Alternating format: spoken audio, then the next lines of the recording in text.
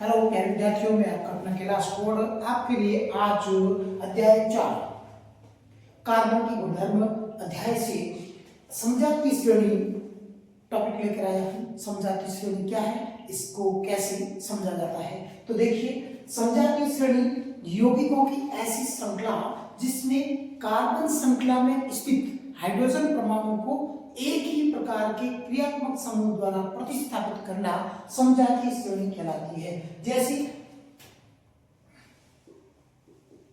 समजातीय श्रेणी, ये पहले अपने पास CH4 है, ठीक है। फिर अपने पास कौन है, CH4 और CH2, sorry C2, CH4, C2H6। CH4 कितने कार्बन है, एक कार्बन है। C2 कितने कार्बन, दो कार्बन। हाइड्रोजन कितने, चार। हाइड्रोजन कितने, 6। तो समजातीय श्रेणी का मतलब क्या है, एक ही श्रेणी के अंदर CH2 इकाई का अंतर होता है। क्या होता है, CH2 इकाई का अंतर या 14U, U फॉर यूनिफाइड, जो IUPAC मात्रक है, तो U फॉर यूनिफाइड का अंतर होता है, अंतर होता है। तो देखिए, कार्बन का परमाणु क्रमांक 6, परमाणु भार कितना है, कल बता दिया था आपको। परमाणु क्रमांक 6 है, परमाणु भार 12 है। अब देखिए, परमाणु भार 12 है ना, तो अब इसके साथ में और कौन है, हाइड्रोजन है। तो हाइड्रोजन का परमाणु क्रमांक कितना होता है, हाइड्रोजन का परमाणु क्रमांक 1, परमाणु भार 1। तो इसमें देखिए CH2 के अंदर CH2, अब कार्बन का कितना, 12 प्लस 2 कितना हो गया, 14U। तो ये इसके अंदर क्या होता है, अब 14 है, इसको ऐसे लिख दो ताकि आप कंफ्यूज नहीं होंगे। तो क्या विद्यार्थियों, समजातीय श्रेणी क्या है, समजातीय श्रेणी यौगिकों की ऐसी श्रृंखला है, यौगिकों की ऐसी श्रृंखला जिसमें कार्बन श्रृंखला में स्थित हाइड्रोजन परमाणु को एक ही प्रकार के क्रियात्मक समूह द्वारा प्रतिस्थापित करना समजातीय श्रेणी कहलाती है। और समजातीय श्रेणी में CH2 इकाई का अंतर या 14U आणविक द्रव्यमान, 14U आणविक द्रव्यमान या अणुभार, क्या बोलते हैं, आणविक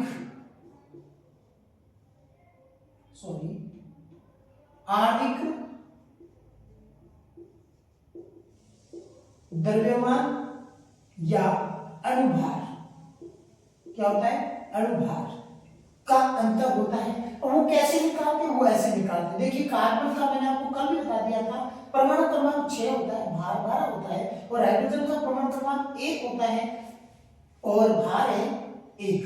अब देखिए CH2 के अंदर कार्बन 1 है, एक कार्बन का परमाणु 12, एक हाइड्रोजन है, तो एक का 1 है, यहाँ पे 2 है, तो हो गया 2, 12 और 2 कितने हो गए, 14।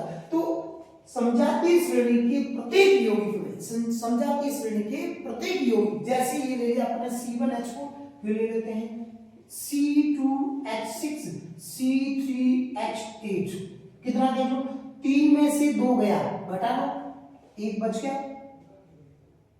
8 में से 6 गए, कितने बच गए, चेक कर लो, ये CH2 इकाई का अंतर है। तो प्रत्येक दो यौगिकों के बीच में CH2 इकाई का अंतर होता है। ये क्या विद्यार्थी, समजातीय श्रेणी। और समजातीय श्रेणी के अंदर जैसे ही यौगिकों के अंदर आणविक द्रव्यमान बढ़ता है तो भौतिक गुणधर्मों की क्रमबद्धता बढ़ती है। भौतिक गुणधर्मों में भी क्या आती है, नहीं, क्रमबद्धता बढ़ती है। तो ये है क्या विद्यार्थी, समजातीय श्रेणी। अगला पॉइंट है आपके हाइड्रोकार्बन। कौन है, हाइड्रोकार्बन।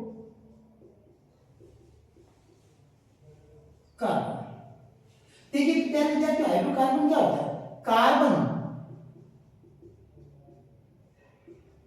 तथा हाइड्रोजन, कार्बन तथा हाइड्रोजन से बने यौगिक हाइड्रोकार्बन कहलाते हैं। कार्बन तथा हाइड्रोजन से बने यौगिक हाइड्रोकार्बन कहलाते हैं। अब हाइड्रोकार्बन जैसे अपन लेते हैं कार्बन प्लस क्या जोड़ दें H, तो यहाँ पे H कितने 4 है, तो ये हो गया CH4। तो ये बन गया कार्बन तथा हाइड्रोजन से बने यौगिक हाइड्रोकार्बन कहलाते हैं। अब ये कितने प्रकार का होता है, ये 2 प्रकार का होता है। एक होता है अचक्रीय हाइड्रोकार्बन, क्या होता है अचक्रीय हाइड्रोकार्बन,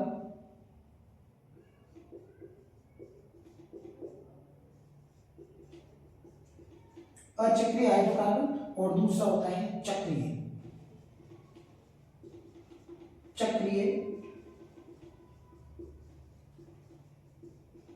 हाइड्रोकार्बन। अब देखिए इसके अंदर 2 प्रकार के होते हैं, संतृप्त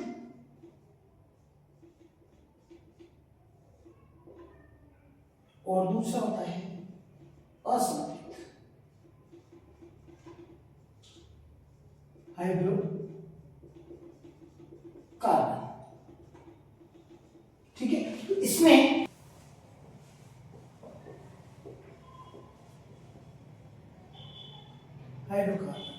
हाइड्रोकार्बन के अंदर 2 प्रकार बताए हमने। पहला कौन है संतृप्त और दूसरा कौन है असंतृप्त हाइड्रोकार्बन।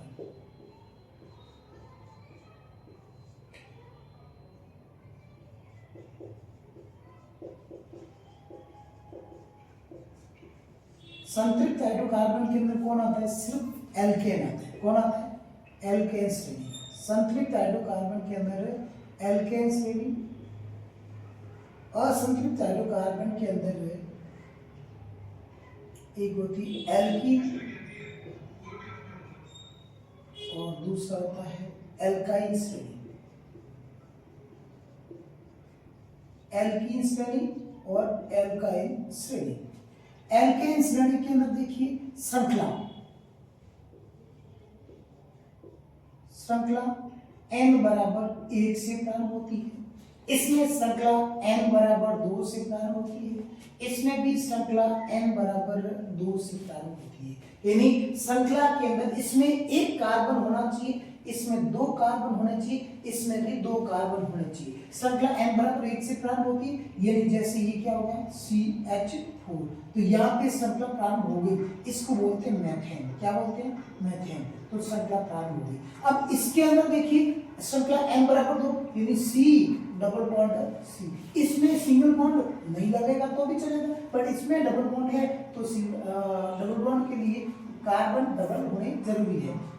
तो ये हो जाएगा आपके CH2, ये हो गया CH2। अब n बराबर 2 है, इसमें भी C ट्रिपल बॉन्ड C, क्योंकि एल्काइन श्रेणी में श्रृंखला n बराबर 2 से प्रारंभ होती है, इसमें लगते हैं त्रिबंध। तो ये हो गया त्रिबंध है, तो ये कार्बन 3 है, हाइड्रोजन एक आ जाएंगे।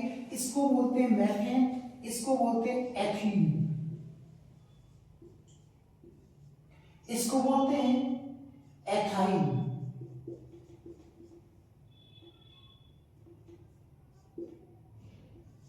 ठीक है, श्रृंखला n बराबर 1 से प्रारंभ होती है, श्रृंखला n बराबर 2 से प्रारंभ होती है, श्रृंखला n बराबर 2 से प्रारंभ होती है। इसमें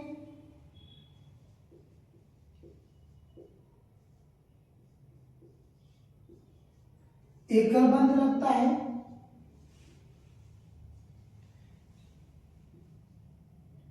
इसमें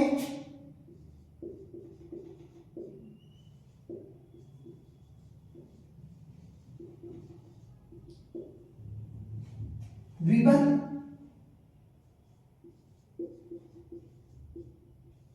इसमें त्रिबंध लगता है। एकल बंध को इससे दर्शाते हैं, द्विबंध को इस संकेत से दर्शाते हैं, त्रिबंध को इस संकेत से दर्शाते हैं।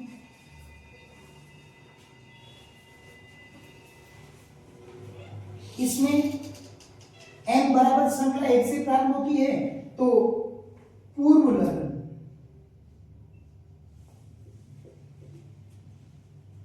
मैथ लगता है, अनुलग्न,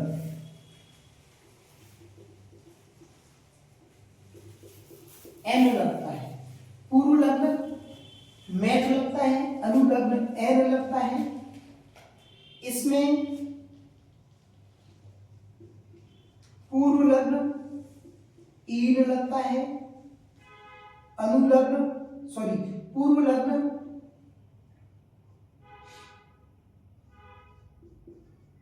कार्बन परमाणु की संख्या कार्बन परमाणु की संख्या के आधार पर लगता है। इसमें भी देखिए पूर्व लग्न क्या लगता है, कार्बन परमाणु की संख्या के आधार पर। इसमें भी पूर्व लग्न कार्बन परमाणु की संख्या के आधार पर लगता है। पूर्व लग्न कार्बन परमाणु की संख्या के आधार पर लगता है पूर्व लग्न। और अनुलग्न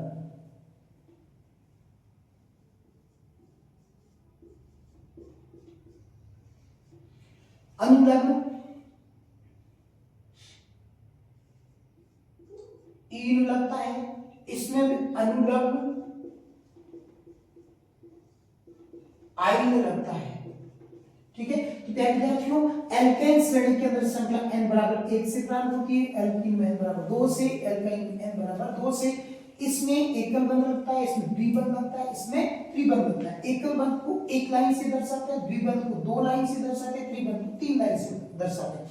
पूर्व लग्न मैथ यानी कार्बन परमाणु की संख्या के आधार पर लगता है। पूर्व लग्न है, तीनों में एल्केन एल्कीन एल्काइन तीनों में ये लाइन आपको अच्छे से लर्न रखनी है।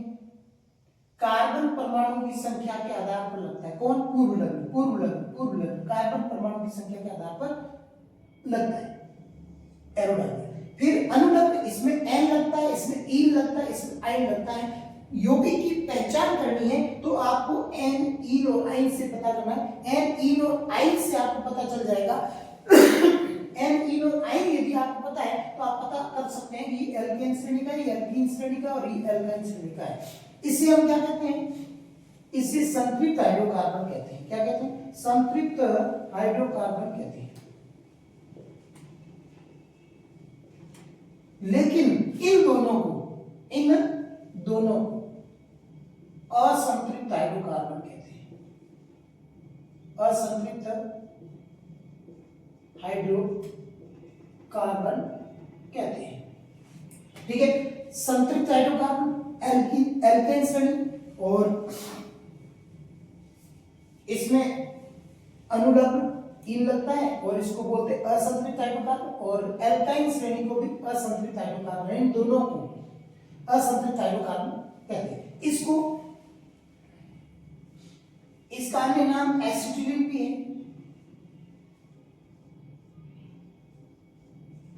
इसको एसिटिलीन भी कहते हैं। और इसका जो सामान्य सूत्र है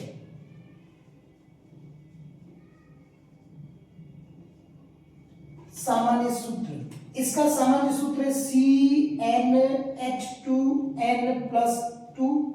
एल्कीन श्रेणी का सामान्य सूत्र CnH2n और एल्काइन श्रेणी का सामान्य सूत्र CnH2n-2। तो ये विद्यार्थियों ध्यान रखना, ये सूत्र बहुत ही महत्वपूर्ण है। आज 10th क्लास में सीख रहे हैं, अगली साल 11th में आएंगे, 12th में आएंगे, सब जगह काम आएंगे। या n से मतलब क्या है? n इक्वल कार्बन परमाणु की संख्या, कार्बन परमाणु की संख्या। n बराबर क्या है? कार्बन परमाणु की संख्या अब देखिए हमें पता करना है कि एल्केन का एक उदाहरण पता कर लो, एल्कीन का एक उदाहरण पता कर लो और एल्काइन का एक उदाहरण पता कर लो। सब में हम क्या करते हैं, कार्बन परमाणु की संख्या सेम ले लेते हैं। इसमें भी n बराबर 1, n बराबर 2, n बराबर 2, तीनों में सेम ले रहे हैं। सूत्र तीनों का अलग अलग है। तो देखिए इसमें सूत्र क्या है, C NH2n+2, फॉर्मूला अप्लाई करो, C2 यानी n की वैल्यू कितनी 2, H 2 into 2, ये लिख दो 2 into 2 plus 2 कितना हो जाएगा C2 H 2 2 जा 4, 2 2 4, 4 plus 2 कितने हो जाएंगे 4 plus 2, तो C2H 6 हो जाएंगे। ये आपका एल्केन श्रेणी, इसमें इसको बोलते हैं एथेन। क्या बोलते हैं, एथेन। फिर सेकंड आता है आपके पास N 2 है, बट सूत्र कौन है, CnH2n। तो देखिए C2H2 into 2 इक्वल बन गया C2H4, ये बन गया आपके एल्कीन श्रेणी के अंदर, इसको बोलते हैं एथीन। क्या बोलते हैं, एथीन।